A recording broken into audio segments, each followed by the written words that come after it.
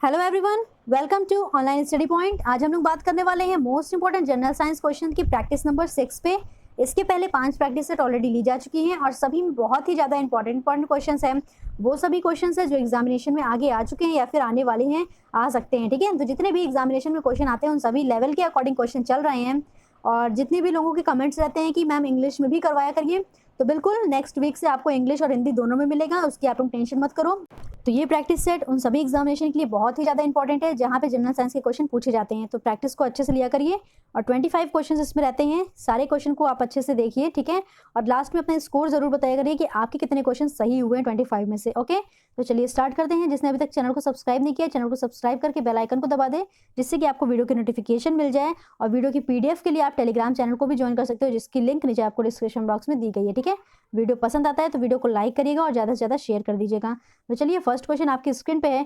Tuberculosis research centre कहाँ पे स्थित है, ये आपको बताना है। तो इसका आंसर क्या करेक्ट हो जाएगा? इसका आंसर करेक्ट हो जाएगा ऑप्शन बी, यानी कि चेन्नई में। तो ट्यूबरकुलोसिस रिसर्च सेंटर चेन्नई में स्थित है। ओके, चलिए चलते हैं नेक्स्ट क्वेश्चन पे। नेक्स्ट क्वेश्चन आपकी स्क्रीन पे है। तरंगों की तीव्रता का अनुपात 25:9 है, तो उनके आयाम का अनुपात क्या होगा? इस तरह के काफ़ी क्वेश्चंस रहते हैं।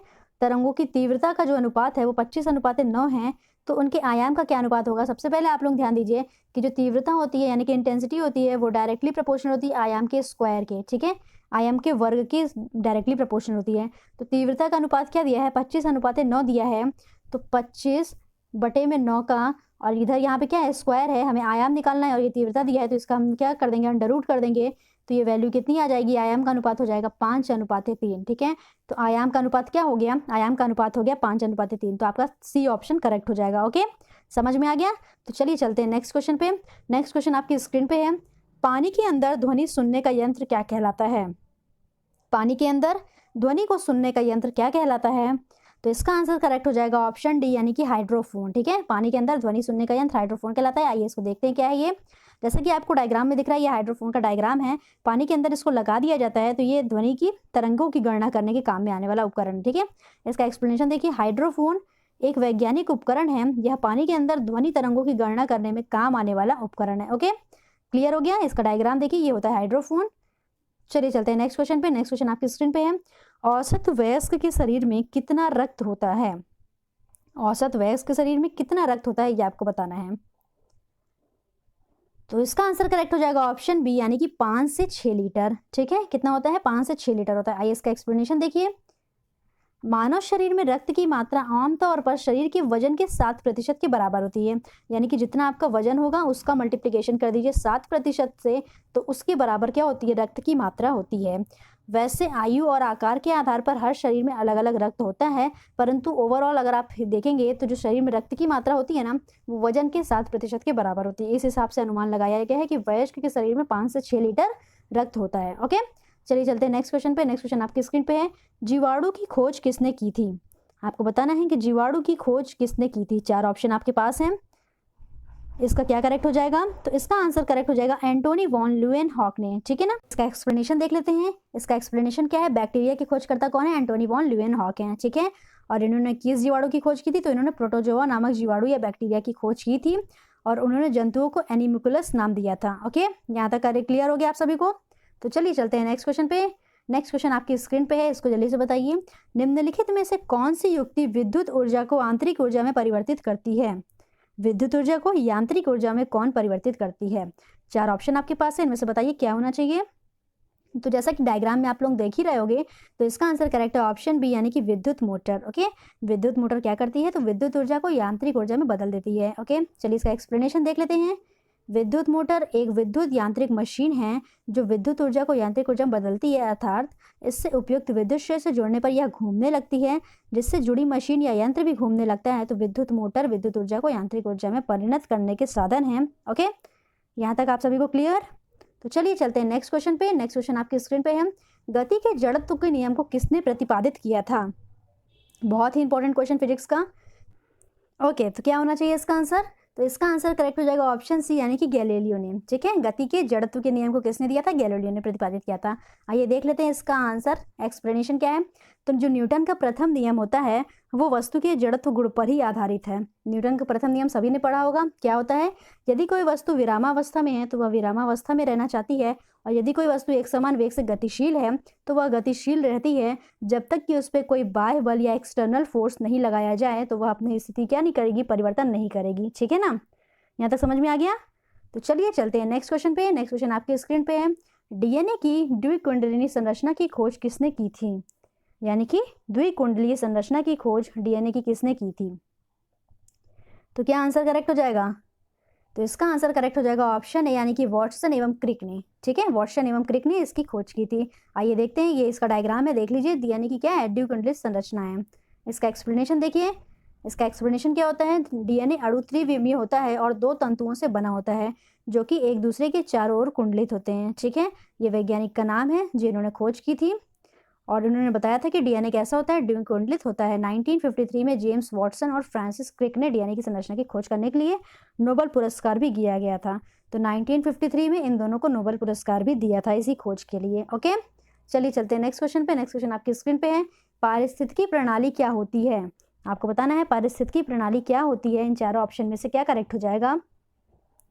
तो इसका आंसर करेक्ट हो जाएगा ऑप्शन सी, यानी कि जीव भू रासायनिक प्रणाली। क्या हो जाएगा? जीव भू रासायनिक प्रणाली। चलिए इसका एक्सप्लेनेशन देख लेते हैं। इसका एक्सप्लेनेशन क्या है? इसका एक्सप्लेनेशन देखिए। परितंत्र या पारिस्थितिकी तंत्र एक प्राकृतिक इकाई है जिसमें एक क्षेत्र विशेष के सभी जीवधारी अर्थात पौधे, जानवर, अणुजीव शामिल हैं, जो कि अपने अजैव पर्यावरण के साथ अंतःक्रिया करके एक संपूर्ण जैविक इकाई बनाते हैं। तो इस प्रकार इसको क्या बोलते हैं? पारिस्थितिकी तंत्र या परितंत्र। किसकी इकाई है? अनुश्रित अवयवों की एक इकाई है जो इनके आवासों को बांटते हैं। ठीक है, एक ही आवासों को बांटते हैं। यहाँ तक क्लियर हो गया? चलिए चलते हैं नेक्स्ट क्वेश्चन पे। क्वेश्चन 10 आपके स्क्रीन पे है। क्वेश्चन को पढ़िए। क्या है? श्वसन है। ठीक है, तो श्वसन क्या है? 4 ऑप्शन आपको दिए गए हैं। ऑक्सीकरण, जल अपघटन, अपचयन या अभिनीकरण। क्या होना चाहिए इन 4 ऑप्शन में से सही? तो इसका आंसर करेक्ट हो जाएगा ऑप्शन है, यानी कि ऑक्सीकरण। ठीक है ना, श्वसन कैसा है? ऑक्सीकरण है। आइए इसका एक्सप्लेनेशन देके आपको समझा देते हैं। ये इसकी रिएक्शन है कि कैसे कैसे होता है। आइए अब इसका एक्सप्लेनेशन देखिए। प्रत्येक जीव को जीवित रहने हेतु ऑक्सीजन की आवश्यकता होती है, क्योंकि ऑक्सीजन ही कार्बनिक भोज्य पदार्थों का ऑक्सीकरण या विघटन करके ऊर्जा प्रदान करते हैं। क्लियर हो गया? और भोज्य पदार्थों के ऑक्सीकरण की यही प्रक्रिया क्या कहलाती है? श्वसन कहलाती है, यानी कि रेस्पिरेशन कहलाती है। तो श्वसन क्या होता है? भोज्य पदार्थों के ऑक्सीकरण की प्रक्रिया है, जैसा कि नाम से ही स्पष्ट है। तो इसलिए श्वसन क्या था? एक ऑक्सीकरण है। ओके, चलिए चलते हैं नेक्स्ट क्वेश्चन पे। नेक्स्ट क्वेश्चन आपकी स्क्रीन पे है। बहुत ही अच्छा क्वेश्चन। कम्ल है। 4 ऑप्शन दिए गए हैं। 4 ऑप्शन में से क्या करेक्ट हो जाएगा? जल्दी से बताइए, फिर उसके बाद हम आपको एक्सप्लेन कर देते हैं, तो कभी इसमें फिर कंफ्यूजन नहीं होगी। ठीक है, तो इसका आंसर करेक्ट हो जाएगा ऑप्शन सी, यानी कि द्विक्षारकी है। सल्फ्यूरिक अम्ल कैसा है? द्विक्षारकी है। आइए इसका एक्सप्लेनेशन देखिए। सल्फ्यूरिक अम्ल का फॉर्मूला क्या होता है? तो इसका फॉर्मूला होता है H2SO4। ठीक है, H2SO4 इसका फॉर्मूला होता है। अब यहाँ पे हाइड्रोजन की संख्या देखिए कितनी है? तो यहाँ पे हाइड्रोजन की संख्या है 2। कितनी है? 2 है, इसलिए इसे बोलते हैं द्विक्षारकीय। ठीक है, इसे बोलते हैं द्विक्षारकीय। और अगर HCl का पूछा होता, यानी कि हाइड्रोक्लोरिक अम्ल का पूछा होता, तो हाइड्रोक्लोरिक अम्ल में H की कितनी संख्या है? H कितना है? हाइड्रोजन है, तो वो है 1। तो उसका आंसर हो जाता है 1 क्षारकी। क्लियर हो गया? द्विक्षारकी है तो H2SO4, यानी कि हाइड्रोजन की संख्या 2 है। 1 क्षारकी मतलब हाइड्रोजन की संख्या 1 है। और त्रिक्षारकी पूछता तो हाइड्रोजन की संख्या क्या होती? 3 होती, जैसे H3PO4 होता है। ठीक है, H3PO4 में हाइड्रोजन की संख्या कितनी होती है? 3 होती है, तो वो त्रिक्षारकी होगा। चलिए चलते हैं नेक्स्ट क्वेश्चन पे। नेक्स्ट क्वेश्चन आपकी ये देखिए यहाँ पे है ना। एक क्षारकी क्या है? HCl है। द्विक्षारकी क्या है? H2SO4 है। और त्रिक्षारकी क्या है? H3PO4 है, क्योंकि हाइड्रोजन की संख्या कितनी है? 3 है। तो आपको एकदम अच्छे से क्लियर हो गया ये क्वेश्चन। तो चलिए चलते हैं नेक्स्ट क्वेश्चन पे। नेक्स्ट क्वेश्चन आपकी स्क्रीन पे है। दूध के दही के रूप में जमने का कारण है। दूध के दही के रूप में जमने का क्या कारण है, उसको बताइए। तो इसका आंसर करेक्ट हो जाएगा ऑप्शन बी, यानी कि लैक्टोबैसिलस। क्या हो जाएगा? लैक्टोबैसिलस। ओके, आइए इसका एक्सप्लेनेशन देखते हैं। यह एक ऐसा जीवाणु है जो स्त्रियों की योनि में तथा मानव के आहार नाल में पाया जाता है। इसका आकार कैसा होता है? एक रॉड जैसा होता है। इसके अलावा यह जीवाणु दूध से दही बनाने में सहायक होता है। क्लियर हो गया? तो दूध से दही बनाने में क्या सहायक होता है? लैक्टोबैसिलस। ओके, चलिए चलते हैं नेक्स्ट क्वेश्चन पे। नेक्स्ट क्वेश्चन आपकी स्क्रीन पे है। इस टाइप का क्वेश्चन आपको हम बार बार बोल रहे हैं, बहुत ही ज़्यादा इंपॉर्टेंट है किसी का भी अध्ययन करने वाला।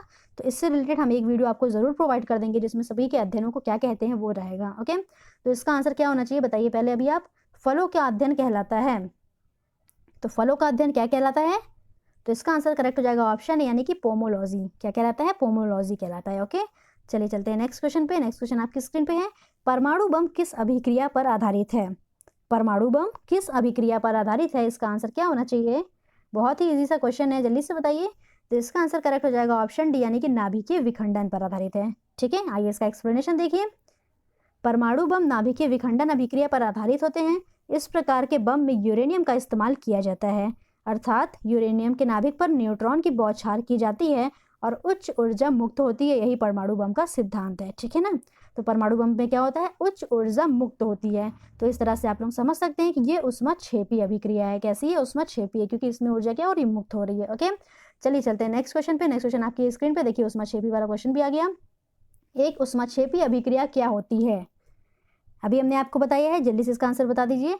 एक ऊष्माक्षेपी अभिक्रिया क्या होती है? तो इसका आंसर करेक्ट हो जाएगा ऑप्शन ए, यानी कि अभिक्रिया जिसमें ऊष्मा विमोचित होती है, यानी कि निकलती है। ठीक है, अभिक्रिया जिसमें कि ऊष्मा निकलती है। आइए इसका एक्सप्लेनेशन देख लेते हैं।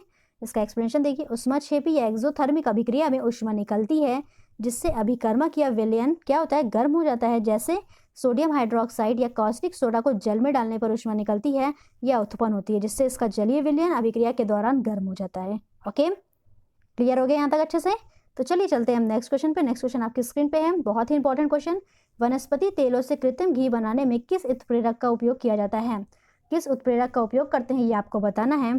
4 ऑप्शन दिए गए हैं, लौह चूर्ण, प्लैटिनम चूर्ण, निकेल या गर्म एल्युमिना। तो इसका आंसर क्या करेक्ट हो जाएगा?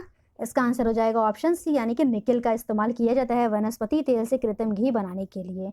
उत्प्रेरक क्या होता है? उत्प्रेरक वो होता है जो किसी भी रिएक्शन की रेट को घटा या बढ़ा देता है। जैसे कि कोई भी रिएक्शन की दर है, जिस रिएक्शन से हो रही है उसको या तो कम कर देगा या फिर ज़्यादा कर देगा, इसीलिए उत्प्रेरक को काम में लाया जाता है।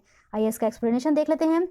उच्च दाब पर निकेल उत्प्रेरक की उपस्थिति में हाइड्रोजन वनस्पति तेलों से संयोग करके उन्हें वनस्पति घी में बदल देता है। इस प्रक्रिया को तेलों का हाइड्रोजनीकरण भी कहते हैं। इसको क्या कहते हैं? तेलों का हाइड्रोजनीकरण भी कहते हैं।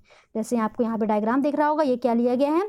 एल्केन लिया गया है, इसमें H2 किया है। हाइड्रोजनीकरण क्या होता है? हाइड्रोजन को जोड़ा जाता है, हाइड्रोजन 2 ऐड कर दिए जाते हैं। ठीक है, अब हाइड्रोजन को इसमें ऐड कर दिया गया, देखिए ये क्या हो गया? एल्केन में परिवर्तित हो गया। तो एल्कीन से एल्केन में ये परिवर्तित हो गया, और हाइड्रोजन को ऐड करने पे किस उत्प्रेरक की उपस्थिति में हो रहा है? निकेल की उपस्थिति में। उच्च दाब है, यानी कि 473 केल्विन टेम्परेचर लिखा हुआ है यहाँ पे। ओके, तो चलिए चलते हैं नेक्स्ट क्वेश्चन पे। नेक्स्ट क्वेश्चन आपकी स्क्रीन पे है। जब किसी धातु को गर्म किया जाएगा तो इसका प्रतिरोध क्या होगा? काफ़ी इंपॉर्टेंट क्वेश्चन, जल्दी से बताइए। जब किसी धातु को गर्म करेंगे तो उसका प्रतिरोध क्या होगा? घट जाता है, बढ़ सकता है या घट सकता है, बढ़ जाता है या नियत रहता है? तो इसका आंसर हो जाएगा ऑप्शन सी, यानी कि बढ़ जाता है। जब किसी धातु को गर्म करते हैं तो उसका प्रतिरोध बढ़ जाता है। ओके, चलिए अब चलते हैं नेक्स्ट क्वेश्चन पे। पहले इसका एक्सप्लेनेशन देख लीजिए। धातु को गर्म करने पर उसका प्रतिरोध बढ़ जाता है, क्योंकि इलेक्ट्रॉनों की गति पर प्रतिरोध निर्भर करता है। जितनी अधिक तेजी से इलेक्ट्रॉन गति करेंगे, धातु की प्रतिरोधकता उतनी ही अधिक हो जाएगी। ठीक है, तो जितनी अधिक तेजी से इलेक्ट्रॉन गति करेंगे उतना प्रतिरोध उसका अधिक हो जाएगा। तो इसलिए धातु को गर्म करेंगे तो इलेक्ट्रॉन गति करने लगेंगे, इलेक्ट्रॉन गति करने लगेंगे तो उसका प्रतिरोध बढ़ जाएगा। ओके, चलिए चलते हैं नेक्स्ट क्वेश्चन पे। नेक्स्ट क्वेश्चन आपकी स्क्रीन पे, बहुत ही अच्छा क्वेश्चन है। ट्रेडमिल टेस्ट कौन सी चिकित्सा से संबंधित है? ट्रेडमिल टेस्ट कौन सी चिकित्सा से संबंधित है, ये आपको बताना है। तो इसका ऑप्शन क्या करेक्ट हो जाएगा? हृदय, गुर्दा, फेफड़ा, पैर। क्या हो जाएगा? तो इसका आंसर करेक्ट हो जाएगा ऑप्शन ए, यानी कि हृदय से संबंधित है। ठीक है, आइए इसका एक्सप्लेनेशन देख लेते हैं। इसका एक्सप्लेनेशन क्या है? इसे एक्सरसाइज या ट्रेडमिल टेस्ट भी कहते हैं। इस मशीन पर मरीज को पैदल चलाकर व दौड़ करके उसकी हार्ट बीट जांची जाती है। ठीक है ना, उसको क्या करते हैं? हार्ट बीट जांची जाती है। आइए, जैसे कि आपको डायग्राम में क्लियर है, इसमें क्या कर रहे हैं कि इसको चला करके उसकी हार्ट बीट को चेक कर रहे हैं। ओके, यहाँ तक क्लियर हो गया? तो चलिए चलते हैं हम नेक्स्ट क्वेश्चन पे। नेक्स्ट क्वेश्चन आपकी स्क्रीन पे है। राष्ट्रीय विज्ञान एवं प्रौद्योगिकी परिषद की स्थापना कब हुई थी? आपको बताना है राष्ट्रीय विज्ञान यानी कि प्रौद्योगिकी परिषद की स्थापना कब हुई थी। तो क्या इसका करेक्ट ऑप्शन हो जाएगा? तो इसका आंसर है ऑप्शन सी, यानी कि 15 अक्टूबर 1990 को। कब हुई थी? 15 अक्टूबर 1990 को। Okay, clear? चलिए चलते हैं नेक्स्ट क्वेश्चन पे। अच्छा क्वेश्चन है। एंटीबायोटिक या प्रतिजैविक क्या होता है? आपको बताना है एंटीबायोटिक या प्रतिजैविक क्या होता है। तो इसका आंसर करेक्ट हो जाएगा ऑप्शन सी। क्या होता है? किसी सूक्ष्म जीव द्वारा संश्लेषित रसायन जो अन्य सूक्ष्म जीवों से रक्षा करता है वही प्रतिजैविक यानी कि एंटीबायोटिक होता है। किसी सूक्ष्म जीव द्वारा संश्लेषित रसायन जो अन्य सूक्ष्म जीवों से रक्षा करता है वो क्या होता है? एंटीबायोटिक होता है। क्लियर? तो चलिए चलते हैं अब नेक्स्ट क्वेश्चन पे। नेक्स्ट क्वेश्चन आपकी स्क्रीन पे। एक धातु के तार में विद्युत का प्रवाह होता है। काफी अच्छा क्वेश्चन है। एक धातु के तार में विद्युत का प्रवाह कैसे होता है? तो इसका आंसर करेक्ट हो जाएगा ऑप्शन यानी कि इलेक्ट्रॉन के कारण। धातु के तार में विद्युत का प्रवाह इलेक्ट्रॉन के कारण होता है। ठीक है, आइए इसका एक्सप्लेनेशन देखिए। धातु के तार में विद्युत का प्रवाह इलेक्ट्रॉनों के कारण होता है। धातु में मुक्त इलेक्ट्रॉन होते हैं जो विद्युत के चालन में सहायता करते हैं। एक क्वेश्चन और याद रखिएगा, बहुत इंपॉर्टेंट है, ये पूछा जाता है कि विद्युत के चालन में क्या सहायता करते हैं। तो विद्युत के चालन में मुक्त इलेक्ट्रॉन सहायता करते हैं। क्या सहायता करते हैं? मुक्त इलेक्ट्रॉनों के।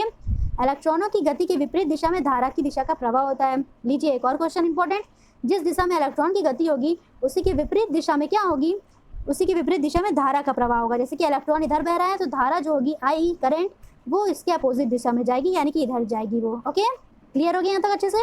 चलिए चलते हैं नेक्स्ट क्वेश्चन पे। नेक्स्ट क्वेश्चन आपकी स्क्रीन पे है, विटामिन डी का सर्वोत्तम स्रोत क्या है? सभी को ये क्वेश्चन पता होगा। तो विटामिन डी का सर्वोत्तम स्रोत क्या है? तो इसका आंसर करेक्ट है ऑप्शन बी, यानी कि सूर्य का प्रकाश। ओके, चलिए चलते हैं अब नेक्स्ट क्वेश्चन पे। नेक्स्ट क्वेश्चन आपकी स्क्रीन पे है, वर्षा में घुलनशील विटामिन क्या है? काफी क्वेश्चन पूछा जाता है, जल में घुलनशील विटामिन और वर्षा में घुलनशील विटामिन बताइए, या फिर विटामिनों के कभी ना कभी नाम पूछ लेगा, उसका रासायनिक नाम क्या है। तो विटामिन को आप लोगों को जरूर से कवर करना है। ओके, तो चलिए इसका आंसर करेक्ट हो जाएगा ऑप्शन डी, यानी कि सभी। आइए इसका एक्सप्लेनेशन देखिए। विटामिन ए, डी, ई के वसा में घुलनशील होते हैं। कौन कौन से? ए, डी, ई और के वसा में घुलनशील होते हैं, जबकि B1, B2, B6, B12 और कॉमा सी वो जल में घुलनशील होते हैं। ओवरऑल आप ये समझिए कि बी और सी जो होते हैं वो जल में घुलनशील होते हैं, जबकि ए, डी, ई के विटामिन जो होते हैं वो वसा में घुलनशील होते हैं। और पूछ ले कि बी में भी कौन कौन सा? तो बी में भी B1, B2, B6 और B12। Okay, B1, B2, B6 और B12 भी होंगे जो जल में घुलनशील होंगे। तो चलिए अब चलते हैं नेक्स्ट क्वेश्चन पे। काफ़ी अच्छा क्वेश्चन, 0.4 प्रतिरोध के चालक तार की लंबाई अगर 2 गुना कर दी जाती है तो इसका प्रतिरोध हो जाएगा। अगर 0.4 प्रतिरोध के चालक तार की लंबाई को 2 गुना कर दें तो इसका प्रतिरोध क्या हो जाएगा, ये आपको बताना है। तो चलिए पहले इसका एक्सप्लेनेशन देख लेते हैं। ओके, तो ये इमेज अब क्लियर है कि नहीं है? चलिए मैं यहाँ पे लिख के बता देती हूँ क्या लिखा हुआ है। R is equals to rho into L by A, ये इसका फॉर्मूला होता है रेजिस्टेंस का। ठीक है, और क्वेश्चन में क्या बोला है, यदि किसी का रेजिस्टेंस क्या होगा 0.4 हो और उसके तार की लंबाई को 2 गुना कर दिया जाए तो उसका रेजिस्टेंस क्या हो जाएगा, ये बोला है। ठीक है, 0.4 प्रतिरोध की तार की लंबाई को 2 गुना कर देने पे उसका रेजिस्टेंस क्या हो जाएगा? 2 गुना करने पे यानी कि लंबाई कैसी है? डायरेक्टली प्रोपोर्शनल है। तो जब लंबाई डायरेक्टली प्रोपोर्शनल होगी तो हम लंबाई को जब 2 गुना करेंगे तो उसका रेजिस्टेंस भी कैसा हो जाएगा? 2 गुना हो जाएगा। बस इसी बेसिस पे आपको कर लेना है। जैसे हमने लंबाई को 2 गुना किया यानी कि 12 किया, तो यहाँ पे रेजिस्टेंस भी क्या हो जाएगा? तो यहाँ पे रेजिस्टेंस हो जाएगा 2 into 0.4 which is equals to 0.8। Clear हो गया? अगर आपको ये समझ में आ रहा हो तो इससे समझिए। देखिए सारा कुछ इसमें लिखा हुआ है। आर चालक का प्रतिरोध है, ए क्षेत्रफल है, रो जो है वो धातु की प्रतिरोधकता है। ओके, और एल क्या है? तार की लंबाई है। क्लियर हो गया यहाँ तक? तो चलिए चलते हैं। तो इसका आंसर क्या करेक्ट है? इसका आंसर करेक्ट हो जाएगा डी, ऑप्शन डी, यानी कि 0.8। ओके, चलिए चलते हैं नेक्स्ट क्वेश्चन पे। नेक्स्ट क्वेश्चन आपकी स्क्रीन पे है, काफ़ी फेमस क्वेश्चन। आकाश किस कारण से नीला होता है? आकाश किस कारण से नीला होता है ये आपको बताना है।